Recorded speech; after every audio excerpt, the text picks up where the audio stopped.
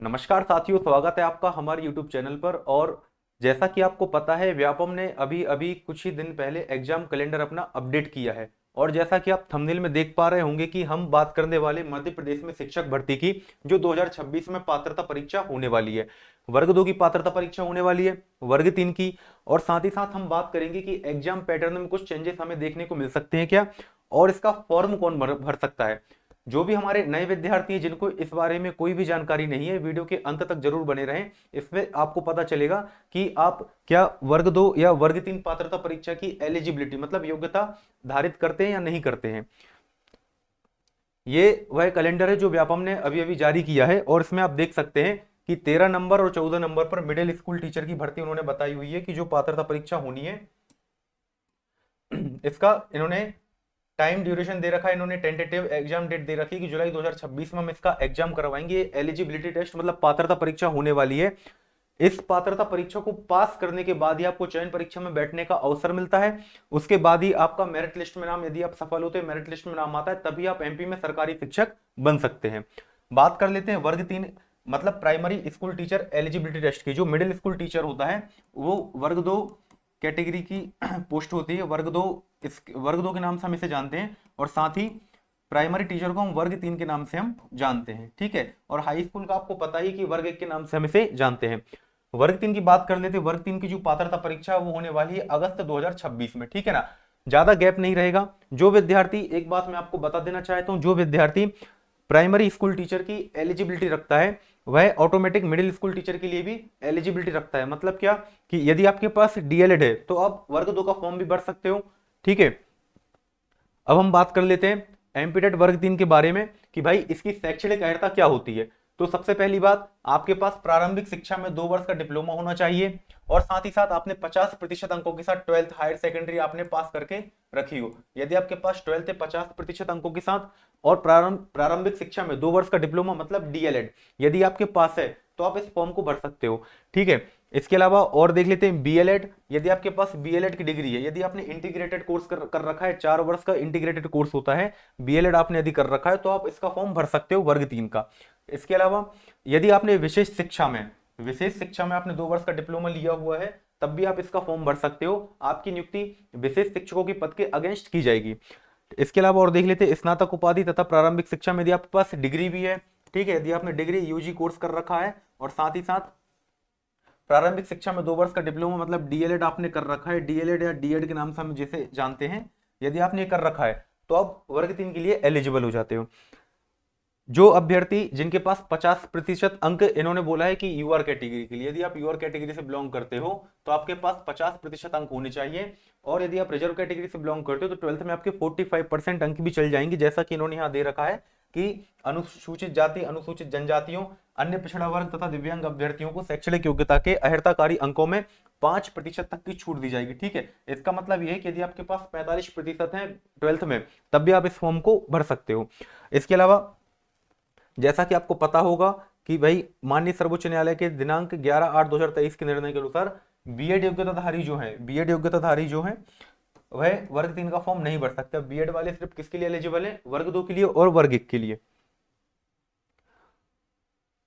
पात्रता परीक्षा में पास होने के लिए हमें कितने अंक चाहिए। यदि आप रिजर्व कैटेगरी से बिलोंग करते हो, ठीक है ना, जैसा कि ओबीसी, एससी, एसटी, ईडब्ल्यूएस, ठीक है, या दिव्यांग व्यक्ति, उनको सिर्फ 50% अंक मतलब सिर्फ 75 नंबर चाहिए, ठीक है। सिर्फ 75 नंबर इसमें आपको चाहिए, क्योंकि 150 नंबर का इसका एग्जाम होता है।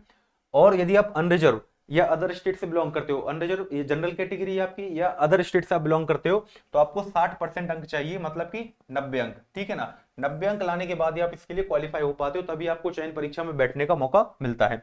और एक इंपॉर्टेंट पॉइंट यहां पर यह है कि जो शिक्षक पात्रता परीक्षा की वैधता है, यदि आपने पात्रता परीक्षा 2020 दी हुई और क्वालिफाई किया हुआ है, या फिर अभी हाल ही में जो 2024 में पात्रता परीक्षा हुई थी, इसको यदि आपने क्वालिफाई कर रखा है, तो आपको जो आने वाली ये पात्रता परीक्षा है जो 2026 में आएगी, इसको देने की आवश्यकता नहीं है। फिर भी यदि आप चाहते हो कि एक्सपीरियंस के लिए देना चाहते हो, या आप अपने नंबर और अच्छे लाना चाहते हो, तब भी आप इसको दे सकते हो, उसमें कोई समस्या वाली बात नहीं है, ठीक है। इसके बाद प्राथमिक शिक्षक के वेतन की बात कर लेते हैं।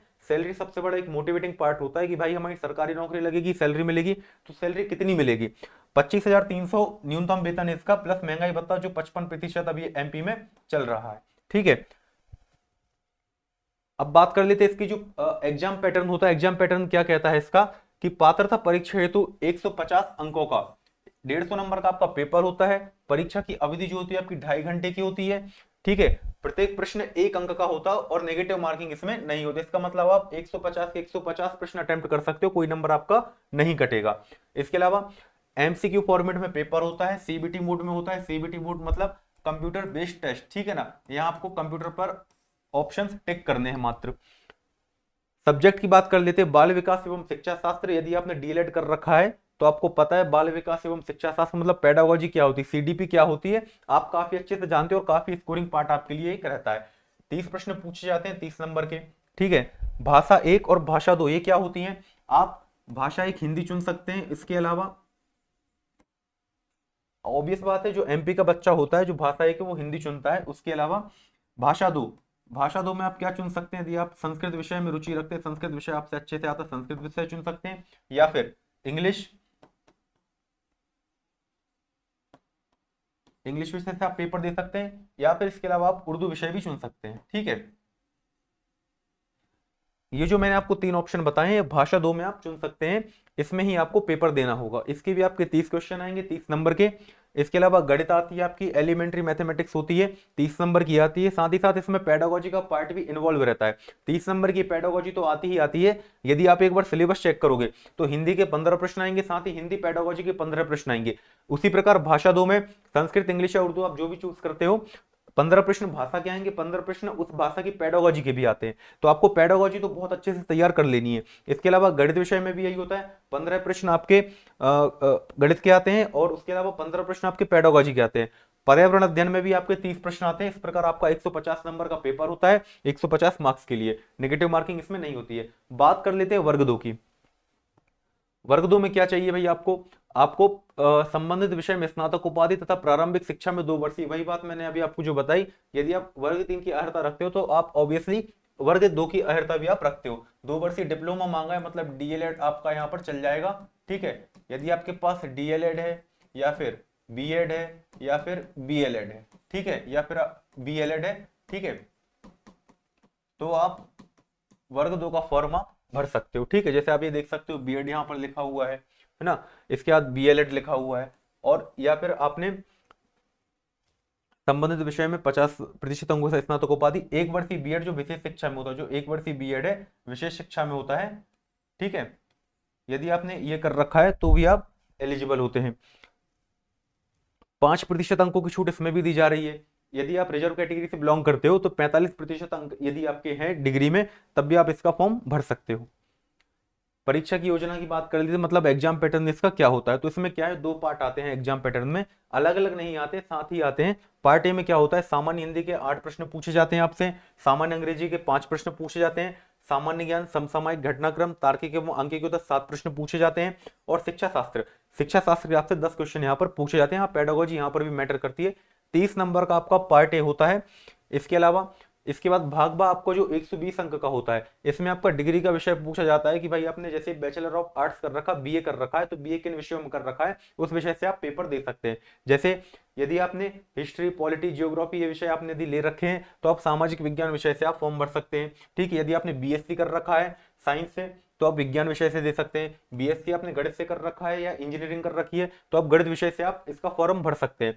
ऐसे ही हिंदी, अंग्रेजी, संस्कृत भाषा के लिए होता है। यदि आपने इन विशेष भाषा में आपने डिग्री कोर्स कर रखा है, ठीक है, जैसे हिंदी साहित्य या अंग्रेजी साहित्य या संस्कृत साहित्य में यदि आपने डिग्री कोर्स कर रखा है तो उस विषय में आप फॉर्म भरेंगे। इसका 120 प्रश्न आएंगे, 30 प्रश्न आपके भाग ए में आएंगे। इस प्रकार आपका 150 नंबर का ये पेपर बनता है। इसमें भी नेगेटिव मार्किंग नहीं होती है, ठीक है ना, इसमें भी नेगेटिव मार्किंग नहीं होती है।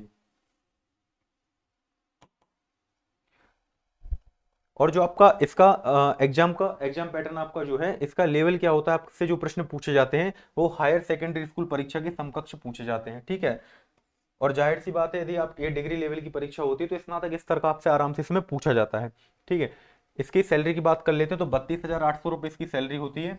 मतलब ये बेसिक पे होता है 32,800 रुपये, और साथ ही आपको जो महंगाई भत्ता जो 55% चल रहा है, यदि आप इस सैलरी को बहुत अच्छे से समझना चाहते हैं तो मैंने एक वीडियो डाल रखा है मेरे चैनल पर, इसमें भी आप जाकर देख सकते हैं कि जो प्रोबेशन पीरियड होता है, first year, second year, third year, then fourth year, जब प्रोबेशन पीरियड आपका एंड हो जाता है तो आपको in hand salary, full salary कितनी मिलती है, तो आप इस वीडियो के माध्यम से भी ये जानकारी ले सकते हैं। और इस वीडियो पर बहुत सारे हमारे वर्क इन के साथियों ने भी कमेंट किया हुआ है कि वर्क इन की सैलरी क्या होती है, इसके विषय में भी जल्दी वीडियो में बनाने वाला हूँ।